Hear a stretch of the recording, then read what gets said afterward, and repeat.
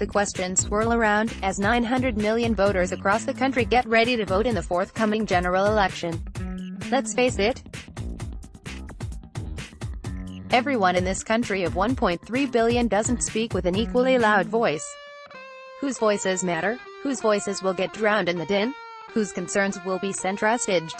The questions swirl around, as 900 million voters across the country get ready to vote in the forthcoming general election.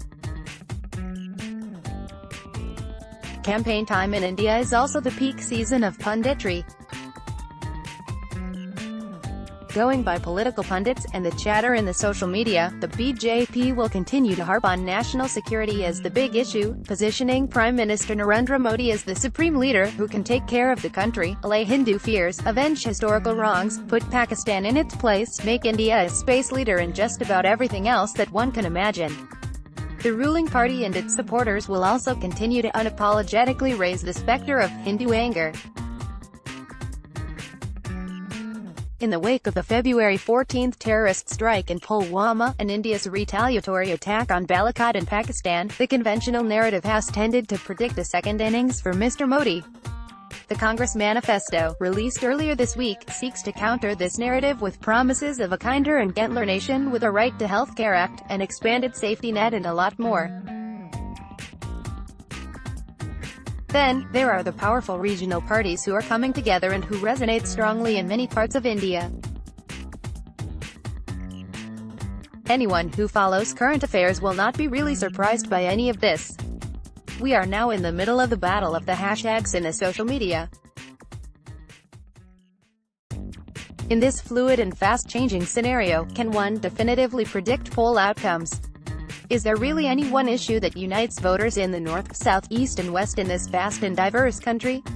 Traveling around a little in the neighborhood past week, my sense is that for very many Indians, the big issue is still the daily struggle to put food on the table, and the quest for basic amenities, amid agrarian distress.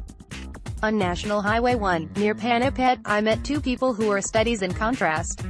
Uday Veer, an agarbatti seller, was an avid supporter of Prime Minister Narendra Modi, and thrilled that the government had taken revenge on Pakistan. He was also convinced that Pakistan is now frightened and will not dare to hit back. A few feet away from Uday Veer stood a skeptical Siraj Devi, who sold Rajma Chawal and Parathas on a cycle cart. Siraj, who was listening to our conversation, waded in. Was Pakistan pressured into submission after India's 2016 surgical strike? I also watch news. Ever since her husband died, Siraj has been the sole breadwinner of her family.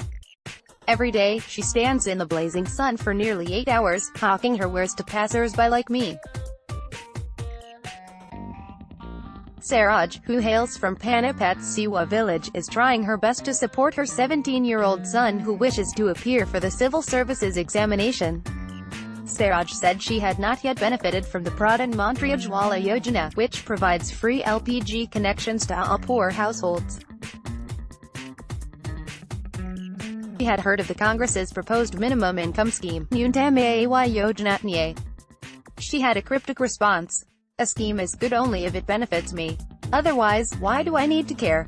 I have to work for a living. Neither the Congress nor the BJP is going to feed me. It is not that development has not happened, but benefits of many of the Modi government's much publicized welfare schemes have not percolated down to all those in need. Take Na, also in Haryana, and earlier called Mewat. Na has a new look bus stand. It was inaugurated in 2016.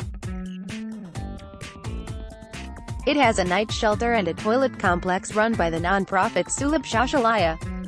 The caretaker was a fan of Prime Minister Modi and said everything around was just fine. Those who complained had only themselves to blame. Na's bus stand is impressive, but villages in the interior are still dotted with dirt tracks and cow dung paddies. They tell another story. Here, one of the biggest issues is the severe scarcity of drinking water. In 2018, Na was identified by the Niti Aayog as the most backward district in India on many parameters. Litsi Gurgaon is barely 60 kilometers away. It's hard to believe that the millennial city of multinationals and multiplexes and Na are part of the same parliamentary constituency. In Nazadbar village, AAISA, a class 10 student in a government school, was keen to talk. Her father was a laborer. Her mother, a homemaker, was out collecting firewood. AAISA said her family had not yet benefited from the government's Swachh Bharat Abhiyan and was keen to know if I could help. The family had spent their own money constructing a toilet in the house. Aizu's family does not have any access to piped water like many in Adbar village. AAISA is good in studies and is spared the chore of fetching water from wells afar. Her teenage sister, Sina, is not so lucky. Sina walks long distances with a matka on her head to fetch water. She dropped out of school.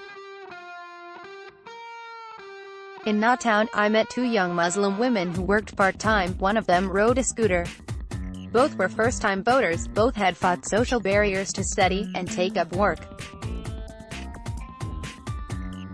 One young woman, Hanifa, a college student, told me the little money that she earned was helping to educate her two younger brothers. Hanifa is enrolled in a correspondence course in social work at the Indira Gandhi National Open University, IGNOU, in New Delhi and determined to bust stereotypes about Milat's Muslim women. She covers her head with a scarf and smiles insouciantly as I take a photo of her, riding her scooter. One of India's 15 million first-time voters, she believes that education should be the top political priority, and education alone can equip one to make informed choices. The voices I heard were disparate, diverse. Like India itself, whose voices will matter eventually? The jury is out. End of.